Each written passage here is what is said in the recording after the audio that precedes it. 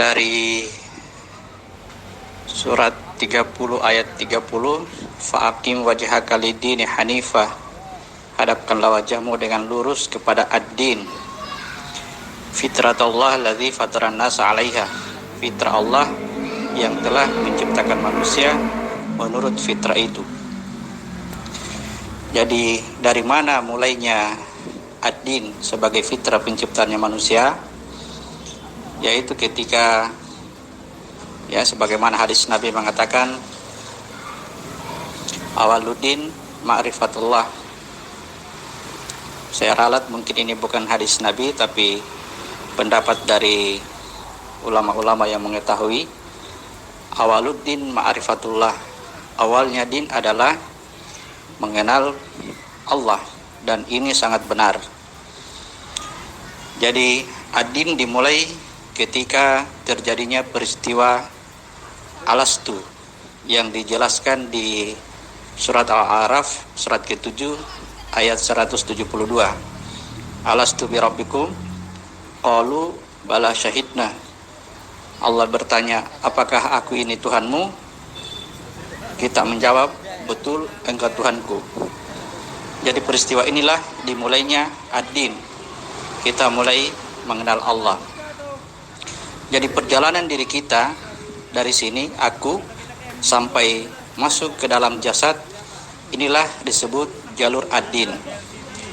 Adapun penciptaannya jasad, dia dimulai dari diri yang satu dan pasangannya, lalu tercipta segala sesuatu yang berpasang-pasangan, termasuk di situ pasangan kedua orang tua kita, ibu dan bapak kita, lalu terlahirlah jasad. Jalur ini disebut dengan milah atau agama nenek moyang.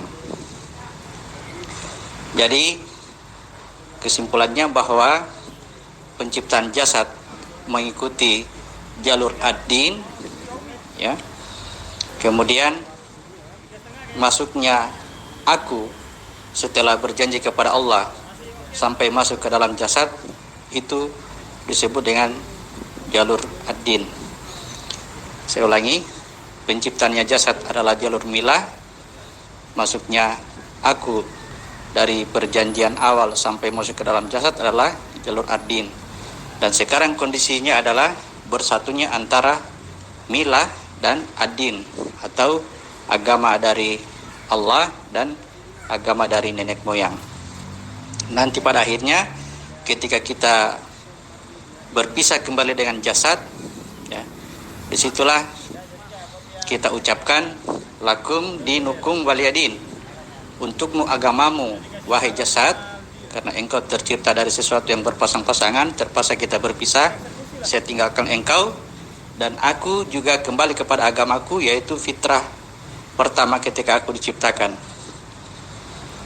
Lakum dinukum waliyadin, kita berpisah, untukmu agamamu dan untukku agamaku. Kemudian saya perlu tambahkan, agar kita membaca Al-Quran betul-betul terfokus kepada diri kita, bahwa apa yang disebut oleh Allah di dalam Al-Quran, apakah itu orang kafir, orang musyrik, orang munafik, orang Yahudi, orang Nasrani, dan lain sebagainya, orang-orang yang buruk, itu maksudnya adalah keadaan kita ketika posisi kita masih berada di dalam jasad dan tidak berusaha untuk keluar dari tempat itu. Jadi ketika Allah menyebut orang kafir, kemudian ada perkataan tentang apa yang harus dilakukan terhadap orang kafir itu menunjukkan bahwa bagaimana upaya kita untuk berusaha meninggalkan kekafiran yang ada pada jasad kita sendiri. Jadi dalam hal ini, jangan sekali-kali membaca Al-Quran kemudian kita menghakimi orang lain sebagai orang kafir, sebagai orang musyrik, atau sebagai orang munafik, sementara kita lupa kepada diri kita sendiri bahwa sebenarnya Allah sedang menyebut diri kita, Allah sedang menyinggung diri kita, tapi kita tidak pernah memperhatikannya karena tersibuk dengan urusan terhadap orang lain. Seperti salah satu contoh yang biasa kita temukan dalam Al-Quran yang menjadi perbincangan dari orang-orang banyak, ketika Allah mengatakan, bunuhlah orang kafir itu di mana saja kamu jumpai. Ini yang disalahgunakan adalah ketika seorang yang merasa dirinya beriman lalu menunjuk orang lain yang kafir, maka seketika itulah dia mengeksekusi orang-orang kafir tersebut. Padahal tidak demikian seharusnya. Ketika Allah perintahkan bunuhlah orang kafir di mana saja kamu jumpai, itu maksudnya bahwa jagalah kekafiran diri kita, karena pada suatu ketika kondisi tertentu kekafiran itu akan muncul pada diri kita. Keinginan untuk mencuri, keinginan untuk berbuat zina, keinginan untuk menyakiti hati orang lain. Seketika itu cepat cegah, bunuh kekafiran itu pada diri kita. Sehingga jika keadaan ini tercipta pada setiap orang, insya Allah dunia akan aman dan baik-baik.